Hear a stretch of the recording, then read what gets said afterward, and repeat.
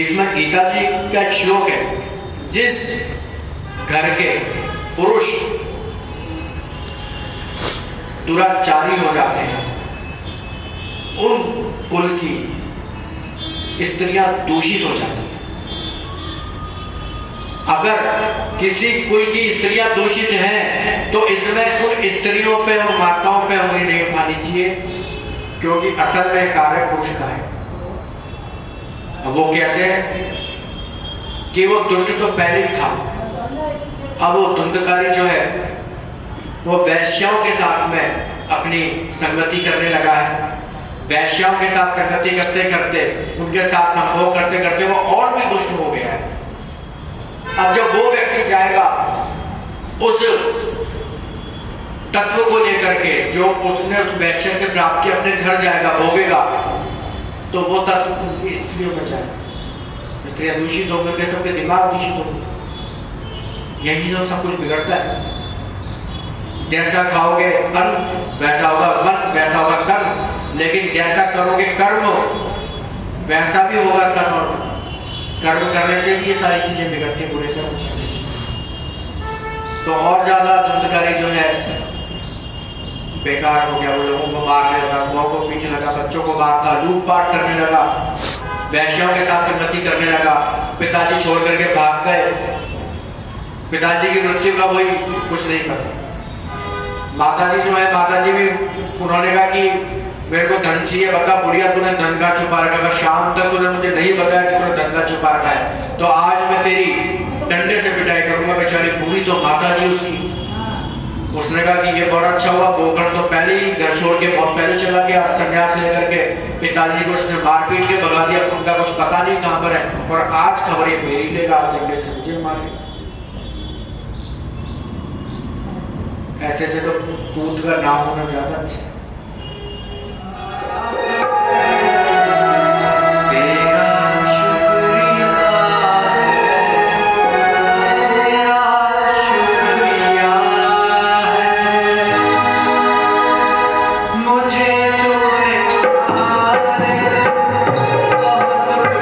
Yeah.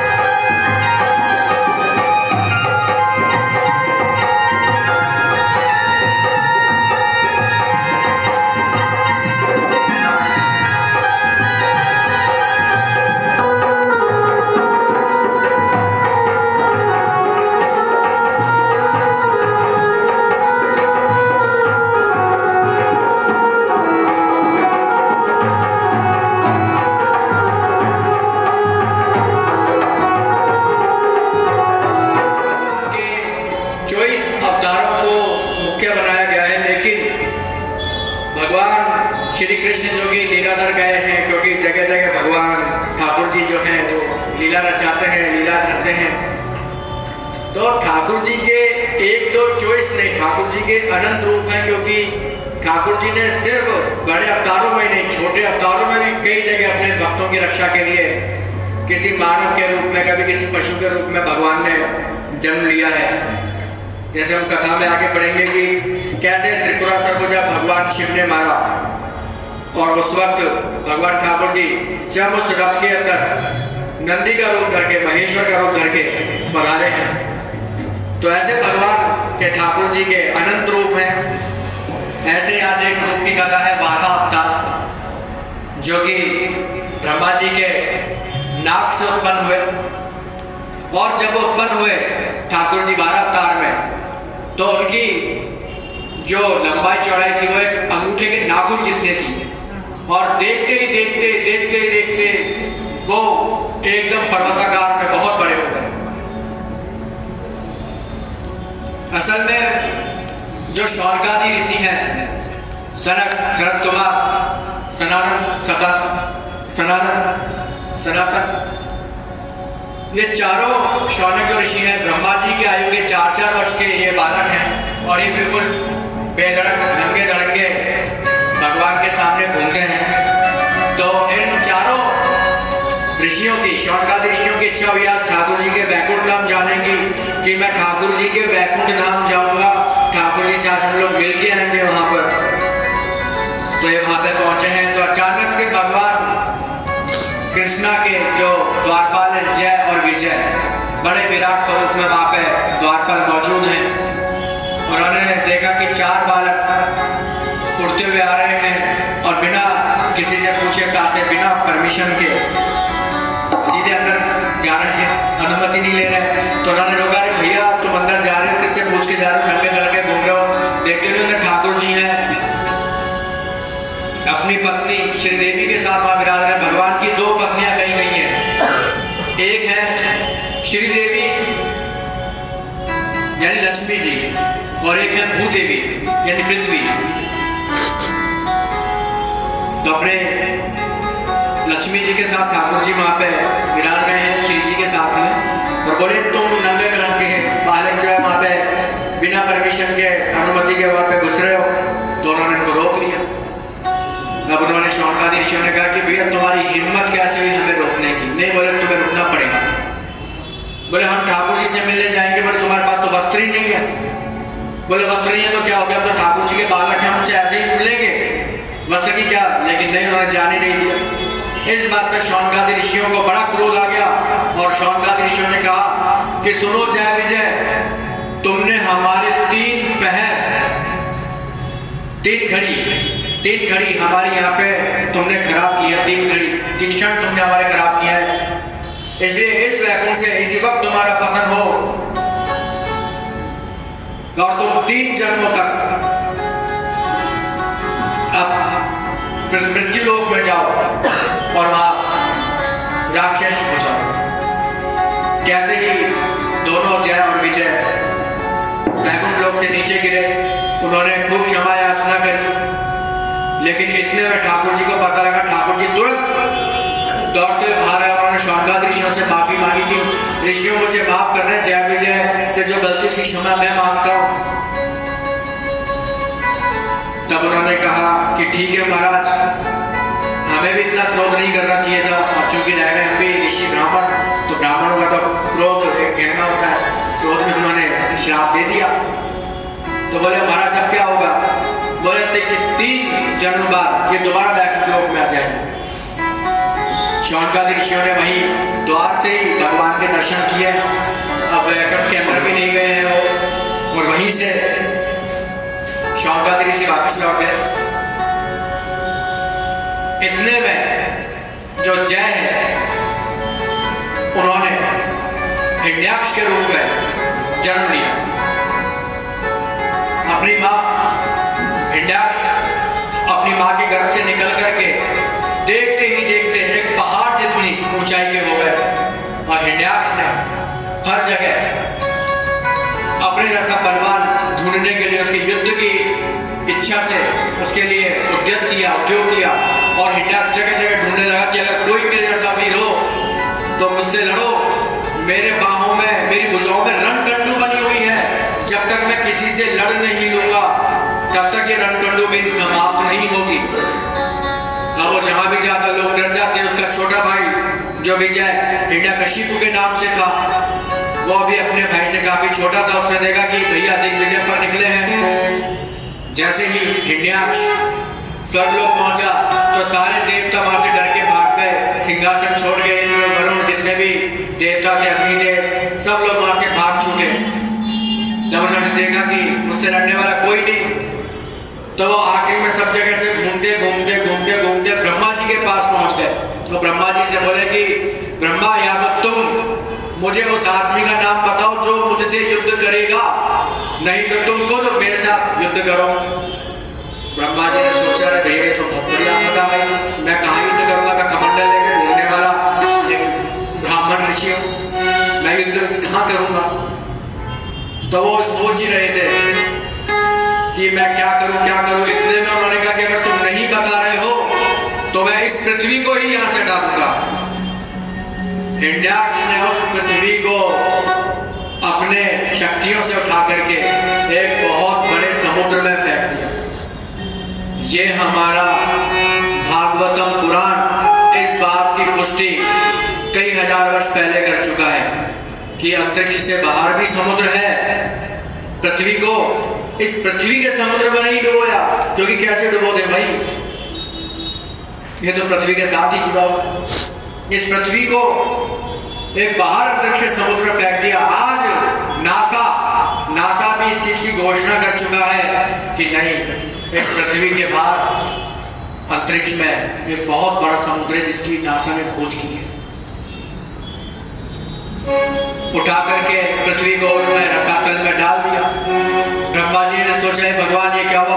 Brahma ji अपने इष्ट देव ठाकुर जी को पूजने लगे, उनकी आराधना करने लगे। देखते ही देखते उनकी नाक के अंदर से 12 भगवान निकल आए, अंगूठे के आकार के बराबर थे, अंगूठे के नाखून के बराबर। देखते देखते पर्वत जितने बड़े हो गए।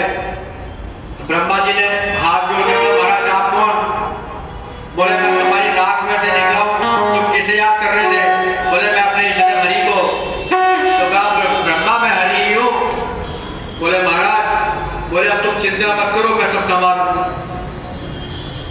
12 भगवान गए और उन्होंने उस समुद्र में डुबकी लगाई और सूंघ कर पृथ्वी का वो पता लगाने लगे। जब सूंघ कर पृथ्वी उनको कहीं पर भी नहीं मिली तो काफी समय के बाद में उन्होंने और गहरे गोते लगाए तो अंततः उनको पृथ्वी मिल गई। तो पृथ्वी को अपने दांतों पर उठा करके 12 भगवान वापस और जल में से उठा के लाए और अपनी जगह पर स्थित किया। बोलो 12 भगवान की जय हो। अब हिरण्याक्ष ने देखा कि इस पृथ्वी को एक 12 उठाकर ले आया। तो उन्होंने पूछा ब्रह्मा जी से, ब्रह्मा जी वही मौजूद थे कि अरे ब्रह्मा ये कौन है। बोले, तुम्हारे भुजाओं में जो रणकंडू बनी हुई थी उस रणकंडू को सदा के लिए मिटाने आए हैं। बोले, अच्छा तो ये शूकर मुझसे युद्ध करेगा। बोले, हाँ साहब, अब यही आपसे युद्ध करेंगे, जाओ। तो वहां पर जाकर के हिरण्याक्ष ने भगवान श्री हरि महाराज जी को ललकारा और कहा कि आओ शूकर मुझसे युद्ध करो। उन्हें कई कड़वे वचन बोले। देखते ही देखते दोनों में घमासान युद्ध चालू हो गया। भगवान 12 बहुत तेज गति से हिरण्याक्ष के ऊपर उछले और हिरण्याक्ष को बहुत मारने लगे। अंततः उनके मार से हिरण्याक्ष नीचे जा गिरा। हिरण्याक्ष ने अपनी गदा उठाई और पूरा दम भर के 12 भगवान को मारी।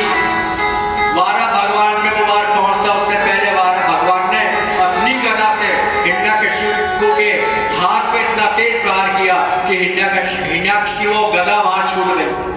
हिरण्याक्ष की गदा छूटते ही हिरण्याक्ष अधमरा हो गया। वही भगवान ने दोबारा अपनी गदा को घुमा के बिल्कुल हिरण्याक्ष के सर पे दे मारा। वहीं पर ही हिरण्याक्ष का उद्धार हो गया और जो उसकी वो आत्मा थी जो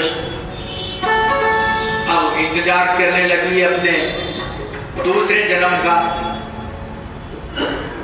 और इस सब को देख करके हिरण्यकशिपु बहुत डर गया। हिरण्यकशिपु ने ये देखा कि अरे ये तो भगवान विष्णु ने अवतार लिया है, क्योंकि देवता हो, असुर हो, राक्षस हो, किन्नर हो, यक्ष, गंधर्व, महादेव को, भगवान भोलेनाथ को तो सभी पूजते हैं, लेकिन ठाकुर जी को हर कोई नहीं पूजता। ठाकुर जी को हर कोई पूज भी नहीं सकता, क्योंकि ठाकुर जी अपने आचरण से, व्यवहार से बहुत कोमल है। ठाकुर जी को सिर्फ सत्व गुण, जो कि सत्व गुण की प्रधानता है ठाकुर जी में, सत्व गुण की, रजगुण की प्रधानता है, और तमोगुण की प्रधानता है भगवान शिव के अंदर। इसलिए जितने भी तमोगुणी हैं वो सब भगवान शिव को पूजते ही पूजते हैं। तो हिरण्यकशिपु ने डर के मारे वहां से भाग गया। उसने सोचा कि अब मुझे तपस्या करके शक्तियां अर्जित करनी है, और ऐसी शक्तियां अर्जित करनी है कि जिससे मेरा कोई बाल भी बांका ना कर सके। ये सोच करके हिरण्यकशिपु अपनी पत्नी कयाधु को छोड़ करके वन में तपस्या करने के लिए चला गया। उस समय कयाधु गर्भ से थी, कयाधु के पेट में बच्चा था। अब सबने ये देखा कि अगर कयाधु के पेट में जो बच्चा है ये निकल के आ गया तो हिरण्याक्ष को तो ठाकुर जी ने मार दिया, हिरण्यकशिपु को शक्ति लेने गया है, इसका बेटा भी राक्षस हो जाएगा, ये सबको प्रताड़ित करेगा। तो सभी देवताओं ने देखा कि हिरण्यकशिपु अभी है नहीं, वो तपस्या करने गया है, ये बहुत ही अच्छा मौका है, हम सभी मिलकर के हिरण्यकशिपु की पत्नी कयाधु को यूं ही मार डालते हैं। लेकिन देव ऋषि नारद ने देखा कि अरे नहीं नहीं, ये तो बहुत गलत हो जाएगा, एक अबला नारी पे अत्याचार को, अगर तुम्हारे अंदर हिम्मत है देवताओं तो तुम हिरण्यकशिपु से क्यों नहीं लड़ते, तुम एक अबला औरत को मारने चले। लेकिन देव ऋषि नारद के बाद किसी ने कि महाराज नहीं, आप हटो, अभी साइड में हटो, आप बिल्कुल हटो, एक तरफ हो जाओ, हम नहीं छोड़ेंगे। इंद्र ने हमला कर दिया, लेकिन साहब नारद मुनि जी की तो गति बहुत तेज है। नारद मुनि तुरंत गति से कयाधु के पास पहुंचे कि कयाधु, इंद्र अपनी सेना और अंगरक्षकों के साथ तेरे को मारने आ रहा है, तेरी पूरी इस पे हमला करेगा। बोले कि तुम मेरे साथ तुरंत गति से यहाँ से चल, तुझे बचना है। तो कयाधु कर गई, बोले महाराज चले चलो। नारद ऋषि कयाधु को लेकर के अपने आश्रम चले गए। इधर इंद्र की सेना आई, कयाधु ने मिली नहीं, लेकिन जितने जो दूसरे राक्षस थे जो मिले उसको वही इंद्र ने, वरुण ने, अग्नि ने, इन देवताओं ने मिलकर के अपनी सेना के साथ अपना संघात चालू कर दिया।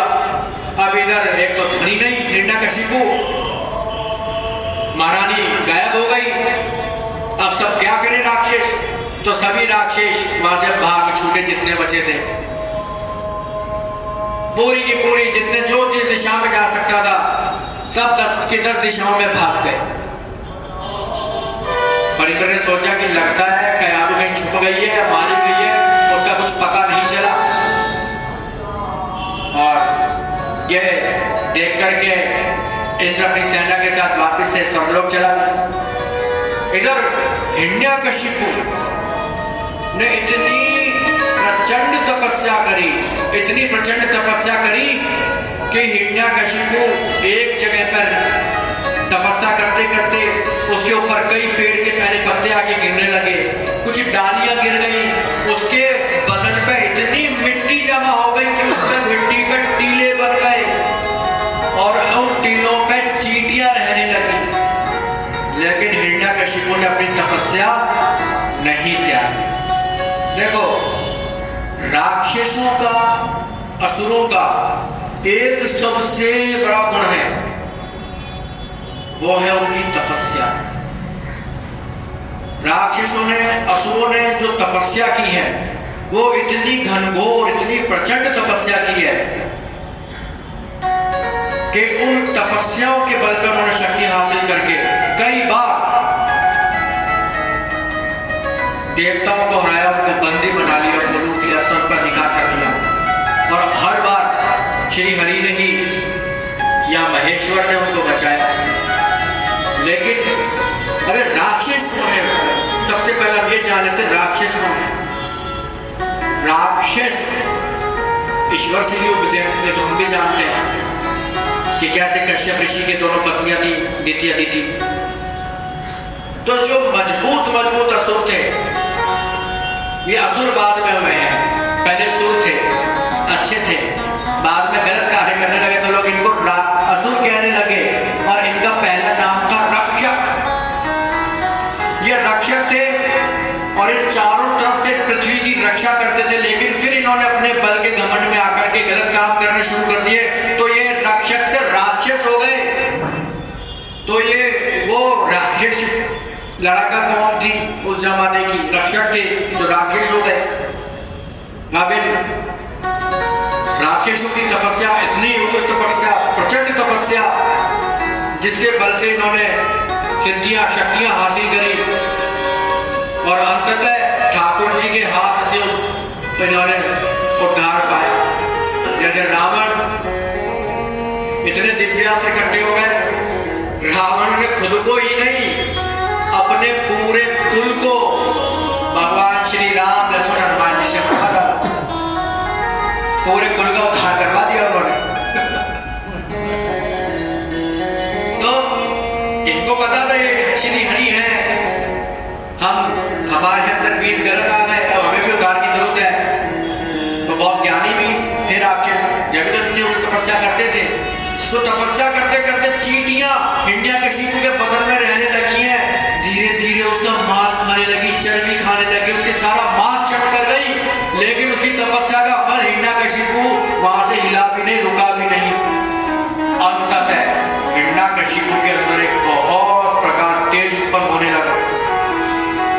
कई वर्ष बीत गए, वो पेड़ों से मिट्टी से एक छोटा सा वहां पे टीला जैसा बन गया, पहाड़ जैसा, और उसके अंदर से उस हिरण्यकशिपु का तेज निकलता था, और अंदर से उसकी आवाज आती थी मंत्रों की कभी। तो लोग देखते थे कि बहुत बड़ा दैत्य यहाँ पर रहता है, अगर ये निकल गया तो ये हम सबको खा जाएगा, मार देगा। इसीलिए आसपास के नगर वालों ने, गांव वालों ने उस जगह को ही त्याग दिया, और जो दूसरे राक्षस असुर वहां से भागे थे इंद्र से बच के, उनको पता ही नहीं था कि हमारे धनेश टीले के अंदर है। वो खुद सोच रहे हैं कि पता नहीं महाराज कहाँ तपस्या करने चले गए, महाराज जिंदा भी हैं कि नहीं है, कि मर गए, कुछ नहीं पता, सब छुप रहे हैं। बोले हर तरफ अब तो देवताओं का राज है भैया, क्या करो। लेकिन हिरण्यकशिपु की तपस्या से अंततः ब्रह्मा जी को आना ही पड़ा। एकदम से तपस्या में करते करते हिरण्यकशिपु को लगा ये अंदर जो प्रकाश मुझे दिखाई देता था, और जो सब कुछ मुझे दिख रहा था आंखें बंद करने के बाद, वो एकदम से दिखना बंद हो गया। ये क्या हुआ, मैं आंखें खोलूं कि नहीं खोलूं, वो इस असमंजस में था। तो इतने में उसे बाहर से कुछ आवाज सी आई, उसने देखा ये क्या, उसने जैसे ही अपनी नेत्र खोले तो स्वयं ब्रह्मा जी हिरण्यकशिपु के सामने थे। ब्रह्मा जी से हिरण्यकशिपु ने वरदान मांगा कि मुझे वरदान दो अधिक शक्तियों का। तो ब्रह्मा जी ने भी देखा रे भैया इसकी तो हालत बहुत बुरी है। ब्रह्मा जी ने अपने कमंडल से जैसे ही जल भर के हिरण्यकशिपु के ऊपर छिड़का, हिरण्यकशिपु बहुत ही जल्दी गति से, तुरंत गति से, पहले से भी ज्यादा ताकतवर, हष्ट पुष्ट और पहले से भी ज्यादा भयंकर एकदम बन गया। तब उसने बोला कि ब्रह्मा जी अब आप आ गए तो मुझे वर दो। बोले मैं तो कह रहा हूँ कि बेटा वरमान तूने मुझे बुलाया, बता क्या चाहिए। अब तपस्या तूने की है, इतना मुझे बुला ही लिया तूने, तो अब वर दे के बिना तो मैं रह नहीं सकता, वर तो मुझे देना ही है, मांगो क्या मांगते हो। बोले महाराज ना राक्षस ना इंसान से, ना किसी जानवर से, ना किसी पशु पक्षी से, ना दिन में ना रात, ना अंदर ना बाहर, ना अस्त्र ना शस्त्र, ना कोई पत्थर, किसी से भी मेरी मौत नहीं, मुझे ऐसा वरदान दो। तथास्तु, वरदान तू देना ही था, तथास्तु क्या के ब्रह्मा जी चले गए। अब हिरण्यकशिपु निकल करके आया जैसे ही लोगों ने देखा कि अरे ये तो हमारे धनी आ रहे हैं और भी ज्यादा ताकतवर हो गए। कई सोचते थे कि अरे महाराज आप तपस्या करने गए थे कि वर्जिश करने गए थे? आपकी बड़ी बड़ी शिकायत जटाएं और ऐसा अष्टपुष्ट शरीर हमने भी कभी नहीं देखा, आपकी आप ही अलग है, इतनी शक्तियां कहां से आ गई आप में? बोले बस अब तुम सब लोग चलो। इतने में उन्होंने पूछा अच्छा मेरी पत्नी कहाँ है? बोले महाराज आपके पीछे से इंद्र महाराज ने हमला कर दिया था, बहुत लोग मारे गए, जो बच के जिस दिशा में जा सकते तो दिशा में चले गए। बोले और आपकी पत्नी का हमें कुछ आता पता नहीं है। गुप्तचर कहते हैं जिन्होंने देखा है कि नारद ऋषि आ गए, नारद ऋषि लेके गए, आपकी पत्नी जिंदा है, जीवित है, बचा लिया गया। अब अच्छा इतने में पीछे से क्या हो रहा है? अब चूंकि हिरण्यकशिपु जो तपस्या कर रहा था कयादु भगवान नारद ऋषि के आश्रम में, तो नारद ऋषि उसे कोई राक्षस कर्म तो सिखाएंगे ही नहीं। उनके पेट में जो बालक था उसका जन्म हो चुका है और उस बालक का नाम है प्रहलाद। प्रहलाद महाराज ने बचपन में ही नारद मुनि का स्पर्श कर लिया है, जो कि स्वयं ठाकुर जी का अवतार है, अंश अवतार है। तो नारद ऋषि का स्पर्श करते ही उनमें अलौकिक शक्तियां और भक्ति जागृत हो चुकी है, और चूंकि परवरिश भी उनकी नारद मुनि से हुई है, वो बहुत छोटी सी उम्र में जाने कितने प्रकार के मंत्र जानते थे। उस समय नारद ऋषि ने भगवान नरसिंह का मंत्र दिया है प्रहलाद महाराज को कि प्रहलाद महाराज भगवान श्री हरि का एक नरसिंह मंत्र है जिन्हें कहते हैं उग्रवीर। आप इस मंत्र को जाप करो, हरि का भजन करो, ओम नमो भगवते वासुदेवाय का भजन करो। इससे आपको किसी प्रकार की कोई समस्या नहीं आएगी। अब छोटा बालक चूंकि भगवान को बुलाया उसका दिल बड़ा साफ होता है, तो भगवान का डेली मंत्र जाप करता ओम उग्रम वीरम महाविष्णुम दुरंतम सर्वतोमुखम नृसिंहम भीषणम भद्रम मृत्युम नमामि हम। नारद ऋषि जी ने यह मंत्र दिया है प्रहलाद महाराज को। वो इस मंत्र को उग्रम वीर नरसिंह ओम उग्रम वीरम महाविष्णु ज्वलंतम सर्वतोमुखम नृसिंहम भीषणम भद्रम मृत्युम नमामि हम। इसके अलावा हरे कृष्णा का कभी जाप करते, कभी भजन कीर्तन करते। प्रहलाद महाराज तो बहुत ही तगड़े भगवान के बचपन से ही बाल स्वरूप से ही भक्त हो गए। ये सब देख करके उनकी मां कयादु को भी बड़ी प्रसन्नता होती कि कहीं ना कहीं कयादु को भी पता था कि जो हिरण्यकशिपु है उसका पति है चूंकि, पर वो गलत राह पर है और ईश्वर की आराधना नहीं करते हैं ये लोग, उनसे बैर रखते हैं। इतने में हिरण्यकशिपु वरदान प्राप्त करके, शक्तियां प्राप्त करके पहुंचा है, और पहुंचने के बाद में कयादु को बुलाया गया है। कयादु को जैसे ही बुलाया है तो जो प्रहलाद महाराज हैं, प्रहलाद महाराज 5 वर्ष के हो चुके हैं। प्रहलाद महाराज को उन्होंने अपने सीने से लगाया है और उनको उन्होंने बैठाया और सभी राक्षसों को इंडोरा पिटवा दिया है कि हाँ भाई हमारे महाराज समूची शक्ति हासिल करके लौट चुके हैं, अति शक्तिशाली है, वापस अपने अपने नगर को पधारे। जैसे जैसे खबर मिलती गई सभी राक्षस धीरे धीरे इकट्ठा होते गए प्रहलाद महाराज के पास, इकट्ठा होते गए धीरे धीरे। इतने में उन्होंने अपने गुरु शुक्राचार्य को बुलाया। अब ये शुक्राचार्य कौन है हम ये समझ लेते हैं। क्योंकि शुक्राचार्य जो है वो कोई छोटी मोटी हस्ती नहीं है। असल में देवताओं के जो गुरु थे वो शुक्राचार्य ही बनने जा रहे थे, क्योंकि शुक्राचार्य जी के पास संजीवनी विद्या है, वो किसी के पास में नहीं है। या तो किसी इंसान को जिंदा ठाकुर जी कर सकते हैं, ईश्वर कर सकते हैं, माँ भगवती यानी ईश्वर या फिर शुक्राचार्य। इसके अलावा कोई इंसान मरे हुए को किसी को जीवित नहीं कर सकता। तो शुक्राचार्य वो है। शुक्र ग्रह शुक्राचार्य का प्रतिनिधित्व करता है। यहां तक कि जो जीवन को आगे लेके जाने वाली विद्या है वो भी शुक्राचार्य ही है। वो कैसे? हमारे शरीर में मौजूद वीर्य को, पुरुष के शरीर में मौजूद वीर्य को शुक्र कहा जाता है। और जब वो शुक्र स्त्री के गर्भ में प्रवेश करता है तब जाकर के किसी बालक का, शिशु का जन्म होता है। तो इतनी बड़ी उपलब्धि शुक्राचार्य के पास है। लेकिन जब तक शुक्राचार्य देवताओं के गुरु बनते उससे पहले ठाकुर जी के अंशावतार बृहस्पति देव, गुरुदेव, वो बनके देवताओं के गुरु बन गए। इसे शुक्राचार्य को बुरा लगा कि अरे देवताओं का गुरु तो मुझे होना था, ये बृहस्पति देव कैसे हो गया। ये सोच करके अंततः शुक्राचार्य ने भी थोड़ी देवताओं से दुश्मनी ठान ली कि अब तुम्हें तो मैं बताऊंगा, तुमने मुझे त्यागा है ना। तो ऐसे भी एक दुश्मनी, अपने गुरु के से भी दुश्मनी राक्षसों की, सभी राक्षसों की थी। भैया जिससे तो गुरु की दुश्मनी है तो चेले तो उसकी बात मानेगी। शुक्राचार्य के पास बड़ी संजीवनी विद्या है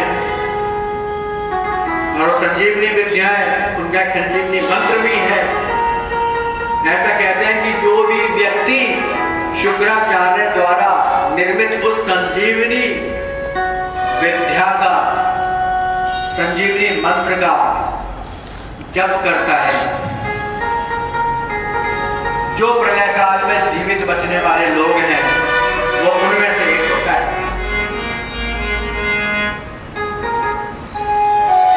तो शुक्राचार्य को हिरण्यकशिपु ने बुलाया और कहा है कि देखो ये मेरा बेटा है, 4 वर्ष तक ये रहा है किसी ऋषि के आश्रम में, इसको कुछ अभी आता जाता नहीं है। उस टाइम पे मैं तपस्या में था। आपको शुक्राचार्य से आपसे विनती है कि अब मेरे बेटे को, प्रहलाद को आप शिक्षा दो। शुक्राचार्य ने कहा महाराज कोई दिक्कत नहीं है, मैं अभी इसको शिक्षा दे देता हूँ। शुक्राचार्य अरे उसमें क्या, अब देखो महाराज आपके बेटे को तो मैं तैयार करूंगा। रास्ते से ही पहला जो उनका शब्द था वो ये था कि बेटा अपने अगर कोई शत्रु है सबसे बड़े तो श्री हरि, बृहस्पति देव, श्री हरि सबसे बड़े अपने शत्रु है। बाकी सब बात की बात है। तो गुरु की दुश्मनी गुरु से। ठाकुर जी कौन है? कृष्ण वंदे जगत गुरु। इस पूरे जगत के जिसका कोई गुरु नहीं होता उसके गुरु या तो ठाकुर जी होते हैं या महादेव होते हैं। ये भी दोनों एक ही है, हरिहर। एक हरि है, एक हर है।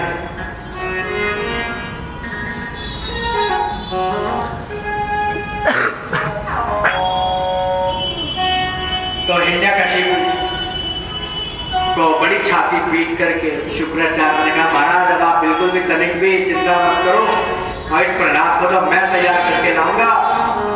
और अब आप देखना आज तक मैंने ऐसा कोई राक्षस तैयार नहीं किया होगा जैसा मैं प्रहलाद महाराज को तैयार करूंगा। तो प्रहलाद महाराज को रास्ते में से समझा के लेते हुए जा रहे हैं। प्रहलाद महाराज चुप है, आधा सुन रहे हैं आधा नहीं सुन रहे हैं, भान ही नहीं है। क्यों?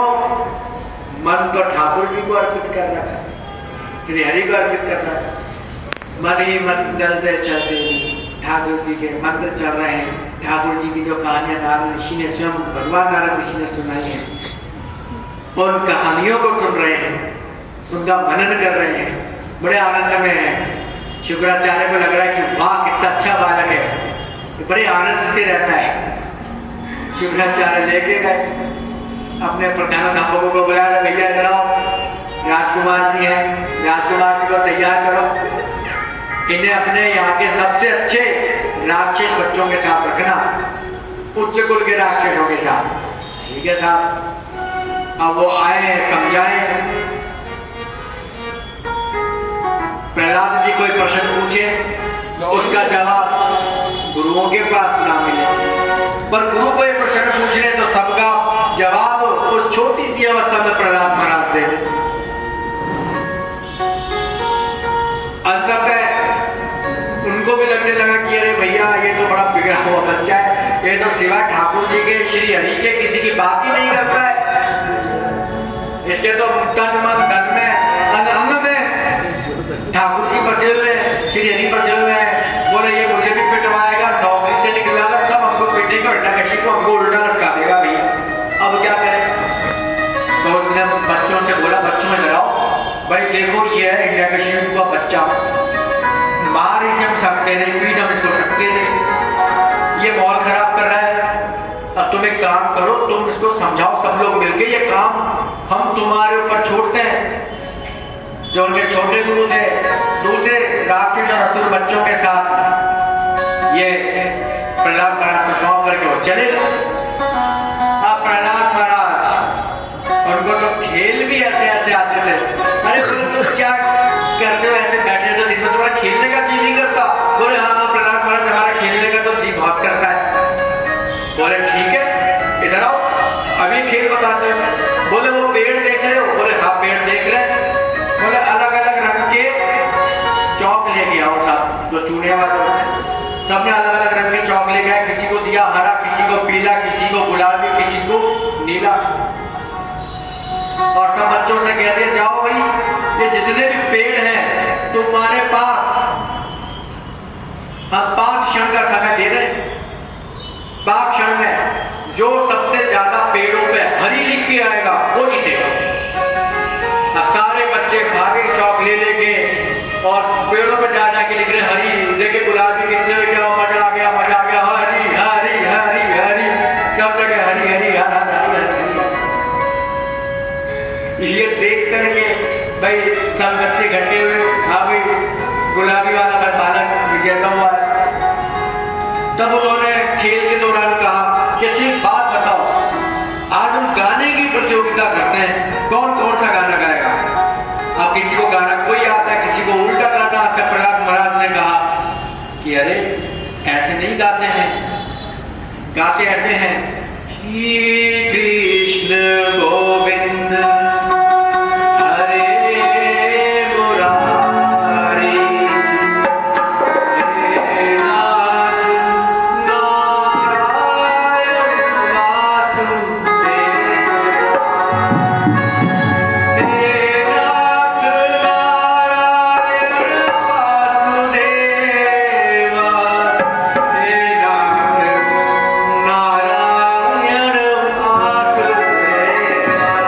अब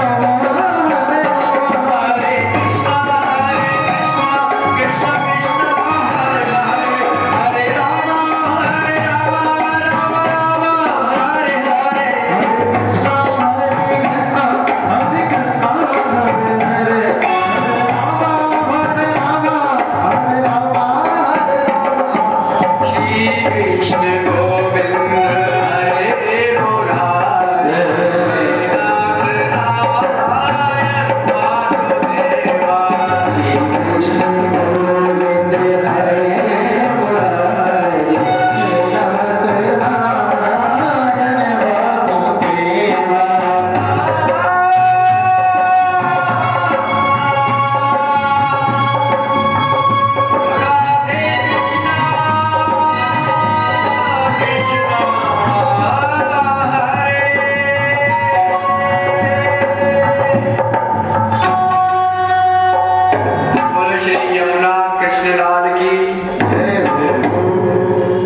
अब इतना प्यारा भजन, कई तरीके के मंत्रोक्त भजन गाए हैं। अब इतना समा बांधा, कहते हैं कि जब साधु संत जो जिन पर ठाकुर जी की विशेष कृपा हो, जब वो भजन करने लगते हैं तो ऐसे समय में कहा जाता है कि जो नास्तिक व्यक्ति है उसमें भी प्राण जाग जाते हैं, पत्थर भी बोलने लग जाते हैं।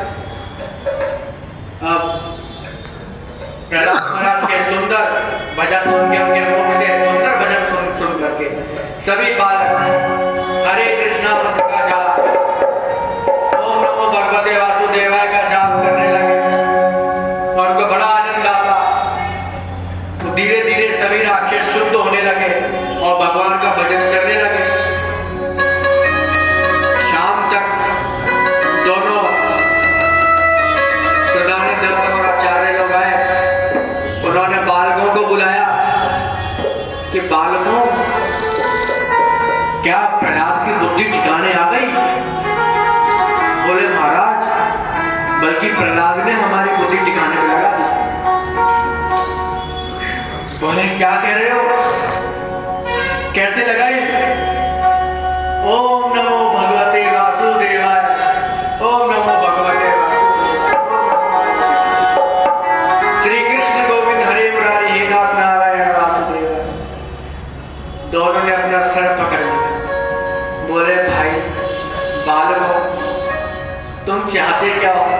नौकरी से तो निकालेंगे हमें, अलग अलग उल्टा लटका के मारेगा हिरण्यकशिपु और शुक्राचार्य। बोले बहुत मारेंगे। बोले तुम्हें क्या करो? बोले महाराज बड़ा आनंद आता है, आप भी रुको एक बार। बोले कैसे आनंद आता है? लो हम देखते हैं सब।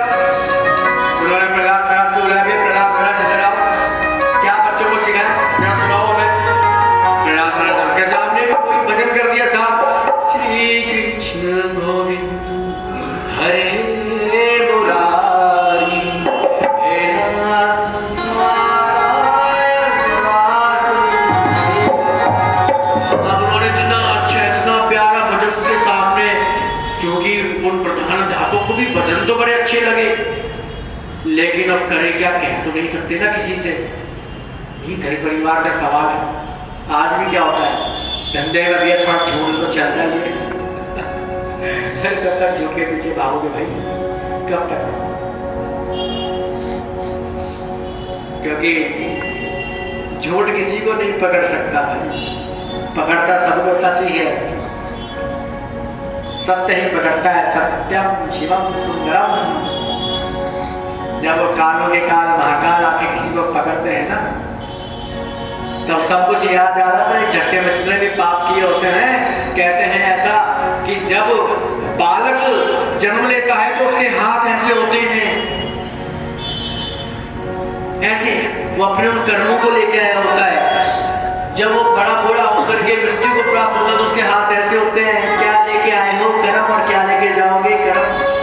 तो उस समय में जब इस शरीर से आत्मा निकलती है तो इतनी पीड़ा होती है, इतनी पीड़ा होती है, इतनी पीड़ा होती है उस जीव को कि उस, क्योंकि यमदूत उसे घसीटते हैं, उस शरीर से खींचते हैं पकड़ करके।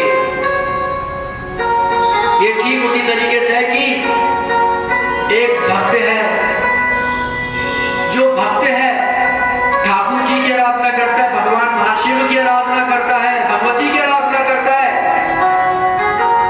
जो उसका जीव है, उसका जो बाल है, जीव जैसा बाल होता है, वो मक्खन की तरह होता है। यानी उसका जो शरीर होता है वो मक्खन की जैसे हो जाता है। जब मक्खन में से बाल को निकालना हो तो थोड़ा आसान होता है, बड़ा आसान होता है। कहते हैं कि जो मृत्यु का दर्द होता है वो किसी भी भक्त को नहीं होता। मृत्यु का दर्द किसी भी भक्त को नहीं होता। इसलिए कहते हैं कि अपना मरण सुधारो। मृत्यु का दर्द तो उसे होता है जिसने कठोर और गलत काम किया, जिसने ईश्वर का भजन किया ही नहीं है, झूठ पाकर नहीं करा है, लोगों के साथ गलत किया है, उसका बाल फंसा रहता है जैसे गोबर में। अब सोचो कि गोबर में से बाल निकालना पड़े तो कैसे निकाले?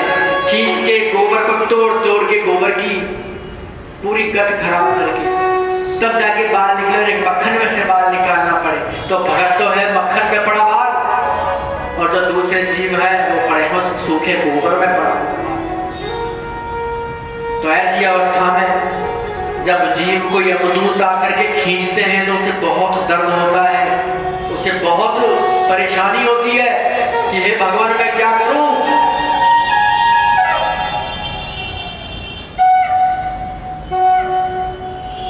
तो उनको मजा तो बड़ा आया, पर करे क्या? झूठ पाखंड में कोई गिरना तो गोबर में ही है ना भैया, कह नहीं सकते किसी को। ठीक है, शुक्राचार्य जी आ गए। कहा भाई 7 दिन हो गए, क्या हुआ? मैं देखने आओ बच्चों को क्या सिखाया। बोले महाराज अभी बच्चा क्या कि थोड़ा चंचल है, खेलने में लगा रहता है। वो बोले खेलने में लगा रहता है? बोले चलो कोई बात नहीं, फिर भी बेटा उसे कुछ सिखाओ तुम लोग। बोले महाराज मुझे थोड़ा सा समय और दे दो। बोले बहुत जल्दी प्रहलाद महाराज को तैयार कर देंगे, आप चिंता मत करो। हमने उसे बहुत अच्छे अच्छे मंत्र हमने उनको बता दिया कि हिरण्यकशिपु ही भगवान है, उससे बड़ा कोई नहीं है। देवता हमसे डरते हैं, भगवान कुछ नहीं होता, जो है आपके पिता हिरण्यकशिपु। हमने सब कुछ समझा दिया उसे। बोले अच्छा चलो कोई बात नहीं, मैं बालक को देख लेता हूं। नहीं महाराज आप बालक को आज मत देखो, आप हमें 7-10 दिन की मोहलत और दे दो। वो कैसे कहें, कैसे समझाएं, बड़े ना समझ हो, कैसे कह दे कि ये सबको बिगाड़ रखा है इसने। ठीक है, शुक्राचार्य ने कहा नहीं मैं तो मिल के जाऊंगा। ठीक है महाराज क्या करें? बोले प्रहलाद महाराज क्या बुलाओ? बोले नहीं मैं देखना चाहता हूँ उसकी दिनचर्या क्या है। जाके देखा उसकी दिनचर्या तो प्रहलाद महाराज पेड़ के नीचे, कदम के पेड़ के नीचे बैठे हुए हैं, हाथ में है मंजीरे, ढोलक, छम, बच्चों के गाने की आवाज आ रही है। दोनों प्रधानाध्यापकों ने अपने माथे पीट लिए कि आप तो झूठ पड़ेंगे भैया 100%। इसको तो मौका मिलता है हरि का भजन करता है, और आजकल के लोगों को मौका मिलता है वो गलत कार्य करते हैं। पर भक्त भी है भैया, भक्त तो हरि का भजन करेगा, हाथ में आज भी है भक्त। और उन्होंने जैसे देखा तो सारे बच्चे मिलके हरे कृष्णा कृष्णा कृष्णा हरे हरे।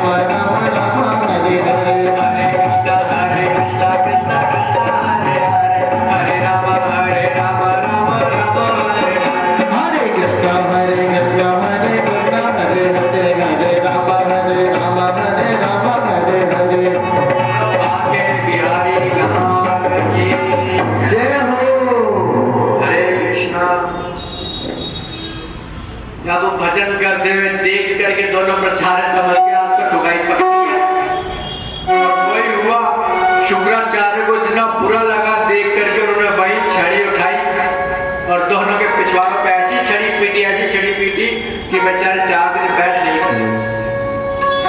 बोले भैया तूने उनको ऐसा पिटवा दिया।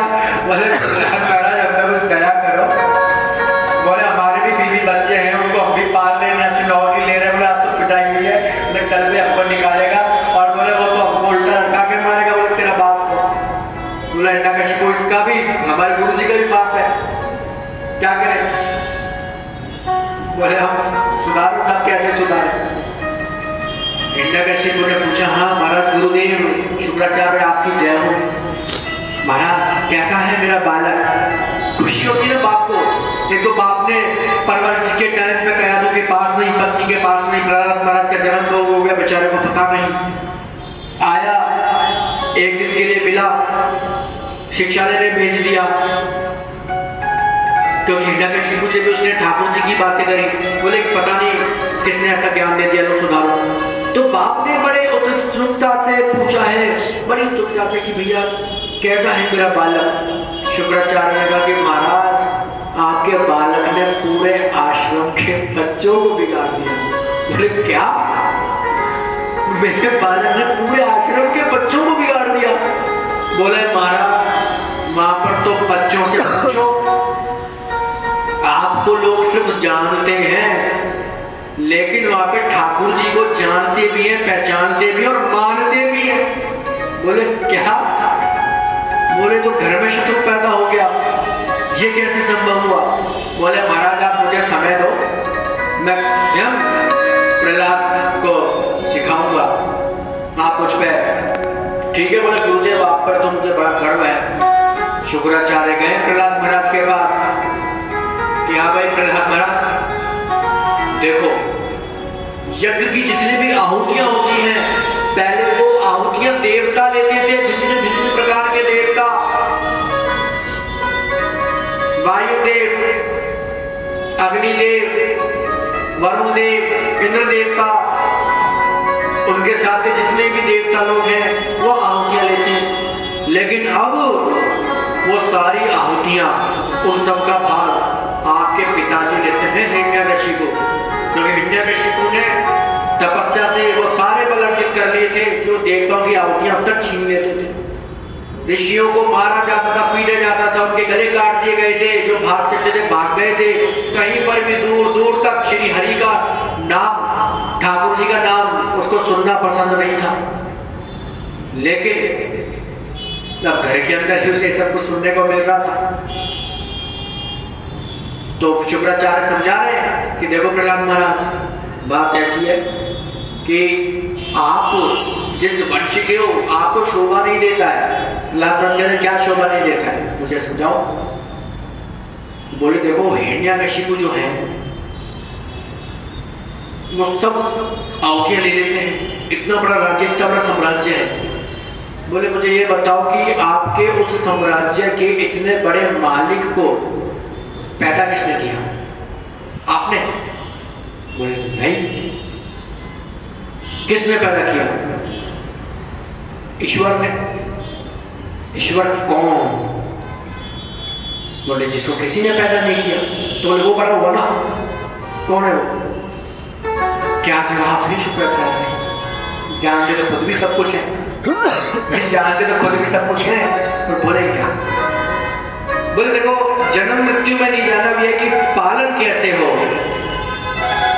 अच्छा पालनहार। बोले हाँ आपके पिताजी पालनहार हैं। तो ये गेहूं कहां से आता है, अन्न कहां से होता है? पृथ्वी से। तो पालनहार तो पृथ्वी हुई ना। बोले नहीं, पृथ्वी के अंदर भी कोई शक्ति होती है, उससे उगते हैं। वो शक्ति कहां से आती है, कहां से अन्न आता है, कहां से बारिश आती है? कौन है पालनहार? आपके महाराज हिरण्यकशिपु नहीं। तो कोई जवाब नहीं। उन्होंने माता पीट लिया, बाप रे बच्चा तो बाप है। फिर उसको कई बार समझाया।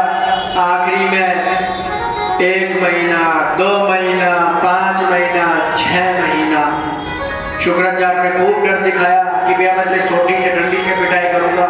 लेकिन नहीं साहब, 1-2 बार डंडी झटकार भी दी प्रहलाद महाराज पर में,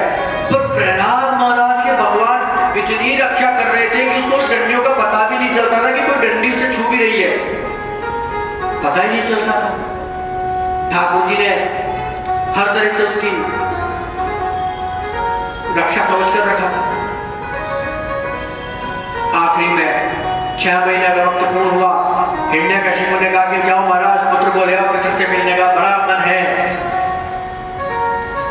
अभी मैं पुत्र को ले तो आऊं, लेकिन महाराज आप मुझ पे तो कुछ, अरे बोले आप तो गुरुदेव हो, आप लेके आओ मेरे बेटे को, गुरुजी जानते हैं कुछ भी हो, मैं तो मेरा बच्चा ये हिरण्यकशिपु, मुझे तो क्या पर नाराज होएगा, पर सबको पीटेगा ये। सारे राक्षस ने बिगाड़ के रख दिए, एक हमारी बात नहीं मानता, सब हरे कृष्ण हरे राम करते हैं, सब गोविंद को ठाकुर को पूजते हैं, एक नहीं हमारी बात मानता। बोले महाराज देखो बात ऐसी है कि मैं इसको ले आता हूँ, पर जैसा भी आप देख लेना। बोले ठीक है, बच्चे को लाओ।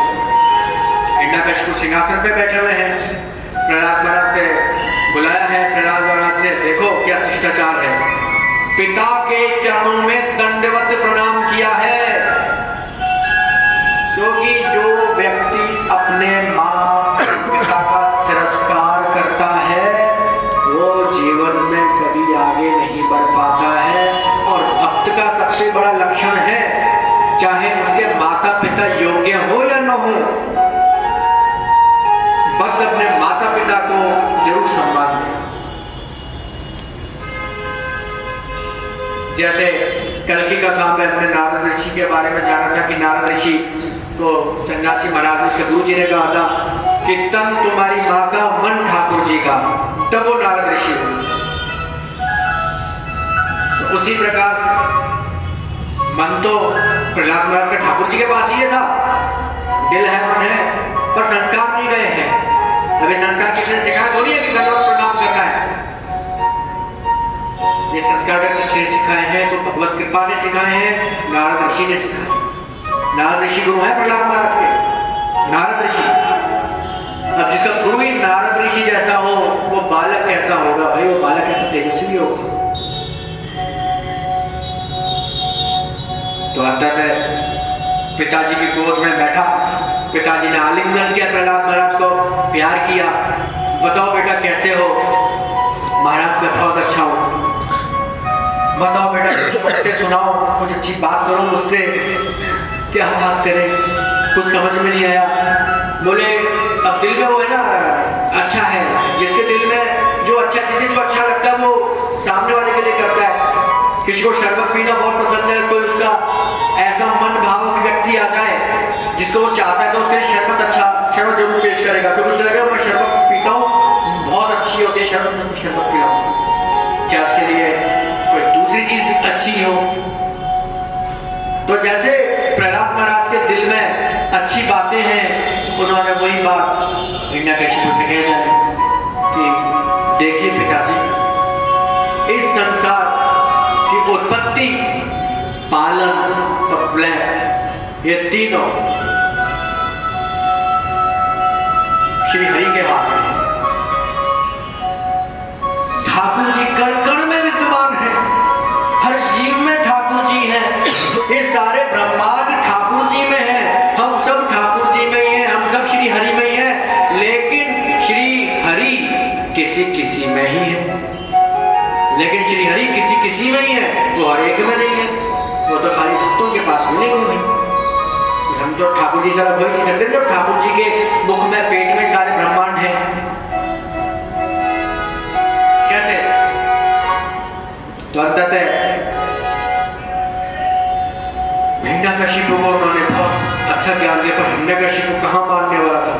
उन्होंने समझाया कि नहीं, मैं हूँ सबसे बड़ा, मैं हूँ सबसे बड़ा भगवान, मैं हूँ सबसे शक्तिशाली, मैंने ब्रह्मा से वरदान प्राप्त किया। बोले महाराज आपने भी तो ब्रह्मा से वरदान प्राप्त किया है, पर जब आपने ब्रह्मा से वरदान प्राप्त किया तो आप ब्रह्मा से बड़े नहीं हो सकते, और उस ब्रह्मा को उपजाने वाले भी श्री हरि ही हैं। उस ब्रह्मा को उपजाने वाले भी श्री हरि में है। पिताजी अभी भी वक्त है, आप ठाकुर जी की शरण ले लो, उनके शरणागत हो जाओ, वो शरणागत वत्सल हैं, वो सभी के स्वामी हैं। ये बात सुन के हिरण्यकशिपु को क्रोध आ गया और हिरण्यकशिपु ने प्रहलाद महाराज को गोदी में से उठा के नीचे पटक दिया जोर से उछाल के। लेकिन हिरण्यकशिपु के फेंके जाने से प्रहलाद महाराज का बाल भी बांका नहीं हुआ, बाल भी बांका नहीं हुआ। तब उन्होंने शुक्राचार्य की तरफ देखा, बोले महाराज मैं इसलिए इस बच्चे को आपके सन्मुख लाना नहीं चाहता था क्योंकि महाराज इसकी सारी शिक्षा दीक्षा बचपन से नारद ऋषि के हाथ में रही है। तब हिरण्यकशिपु अपने सर पकड़ के बैठा है कि मुझे नारद ऋषि इसका धन्यवाद करना चाहिए, कि नारद ऋषि से मुझे बदला लेना चाहिए, कि धन्यवाद करो कि तूने मेरी पत्नी और बच्चे को बचाया, कि उसे मारूं कि साले तूने मेरे बच्चे को मेरा दुश्मन बना दिया। कुछ समझ में नहीं आ रहा, असमंजस में कि मैं क्या करूं। बोला कि एक काम करो, तुम इसको कोठरी में बंद कर दो, अंधेरी कोठरी पे, अपने आप डरेगा, अपने आप बोलेगा कि हाँ मैं राजा हूं, मैं भगवान हूं, मैं सब कुछ हूं। प्रहलाद महाराज को बंद कर दिया अंधेरी कोठरी में। अंधेरी कोठरी में बंद किया जब प्रहलाद महाराज को, वहां भी ठाकुर जी के मंत्र भजन करने लगे, ठाकुर जी का मंत्र जाप करने लगे और उस अंधेरी कोठरी में एक प्रकाश फैल गया।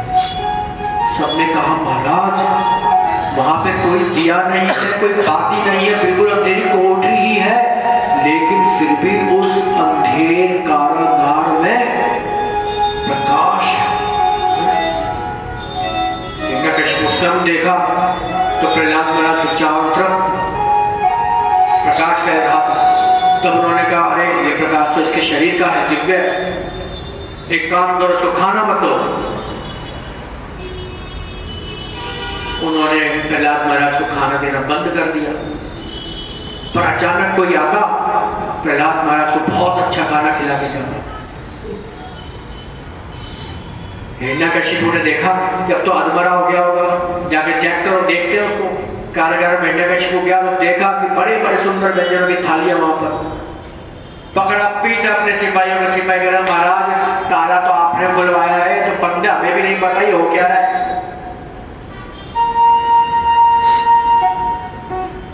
निगाह रखो तो कोई दिखता नहीं है, ये पानी भी नहीं मांगता है। अब तो ऐसी इसकी प्रवृत्ति हो चुकी है प्रहलाद महाराज की कि अब तो उन्हें भूख ही नहीं लगती है। भगवान ने ऐसा आशीर्वाद दिया घर के अंदर ही उनको सारी पूर्ति होती रहती है। बोलो यमुना कृष्ण की जय हो। अब उन्होंने बाहर निकाला, बोल सबसे बड़ा कौन? श्री हरि। फिर गुस्सा आ गया, बोले एक काम करो, अब मुझसे सहन नहीं होगा, मैं ये मान लूंगा मेरा कोई पुत्र नहीं था, मैं दूसरा पुत्र उत्पन्न कर लूंगा, तुम इसे सांपों से डसवा के मरवा दो। जाओ। सांपों के बीच में छोड़ दिया गया, जहरीले सांपों के बीच में। वो सभी सर्प प्रहलाद महाराज के आसपास आए और प्रहलाद महाराज के आसपास एक सुरक्षा घेरा बना करके बैठ गए। कोई डसता ही नहीं था, और जिस किसी ने डसने की कोशिश करी उसका दंश ही नहीं लगा प्रहलाद महाराज को, वो मूर्छित होकर गिर गया स्वयं सांप। ऐसा ठाकुर जी की भक्ति प्रहलाद महाराज में टूट के भरी हुई है। ये प्रेम है, ये भक्ति है। मीरा बाई जी, गोदा बाई जी, प्रेम है, भक्ति है। रायदास जी, सूरदास जी, हरिदास जी, ये सब भक्ति है, सब भक्ति है, प्रेम है। जहाँ प्रेम है वहां भक्ति है, और जहाँ अहम है, सिर्फ अकेला ज्ञान, सिर्फ अकेला ज्ञान व्यक्ति में अहम जागृत कर देता है। इसलिए भक्ति में ज्ञान सबसे अच्छा शुद्ध माना गया है। जिस ज्ञान में भक्ति नहीं है वो ज्ञान अज्ञानता के बराबर है। भले ही व्यक्ति में ज्ञान हो या ना हो, उसमें सिर्फ भक्ति होनी चाहिए, क्योंकि भक्त ही इस संसार भवसागर की नैया से पार जा सकता है। जब सर्पों ने भी कुछ नहीं किया, प्रहलाद महाराज को निकाला, कहा इसे भालों पे उछाला जाए। सभी ने बारी बारी से अपने भालों पे प्रहलाद महाराज को उछाला, पर प्रहलाद महाराज को तो बड़ा अच्छा लगा, खूब हंसने लगे। उन्हें ऐसा लगता कि कोई उन्हें गुदगुदी कर रहा है, बहुत ऊंचा पूजा छाल रहा है। प्रहलाद महाराज को बड़ा मजा आने लगा, ऐसा लगा कि कोई मुझे झूला झूला रहा है। बोले पत्थर से तो मरता ही नहीं है। बोले काम करो, इसको पत्थर से बांध दो और पहाड़ पर ले जाके समुद्र में धक्का दे दो। प्रहलाद महाराज को पत्थर से बांधा गया, पहाड़ पर ले जाके समुद्र में फेंक दिया। पर प्रहलाद महाराज वहां भी लेटे हुए हैं और वहां से कुछ जल परियां निकल के आई, प्रहलाद महाराज की सेवा करिए, दूसरे जी प्रहलाद महाराज की सेवा कर रहे हैं। सबने सोचा रे भैया ये क्या हो रहा है। बोले से वापस निकालो, इसे अग्नि में जला दो। बोले अग्नि में? बोले अग्नि में कौन जलाएगा, वो निकल के भाग गया। तो अब उन्होंने अपनी बहन होलिका को बुलाया कि होलिका देख, तुझे एक ऐसी चुन्नी प्राप्त है जिसको अगर तू ओढ़ ले तो तुझे अग्नि का स्पर्श नहीं होगा। तो एक काम कर, इस प्रहलाद को पकड़ के बैठ जा, हम अग्नि लगाएंगे। बोले बहुत भक्त बनता है श्री हरि का। बोले आज इसके जीवन का अंत होना चाहिए।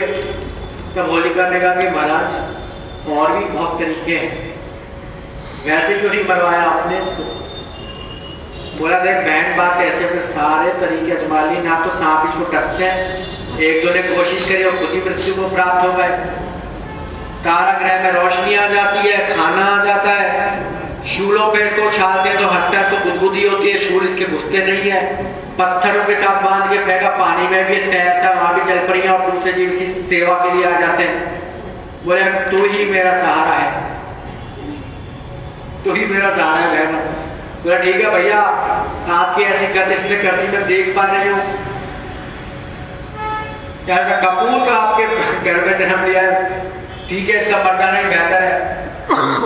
होलिका ने पकड़ लिया प्रहलाद महाराज को, जकड़ लिया, अग्नि लगाई गई।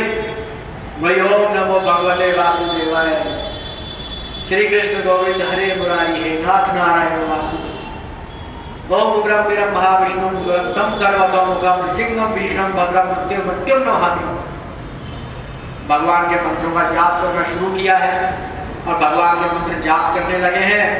अचानक से बहुत तेज आंधी चली, इतनी तेज आंधी चली, इतनी तेज आंधी चली कि सब लोगों को अपनी आंखें खोलने में भी दिक्कत आती थी।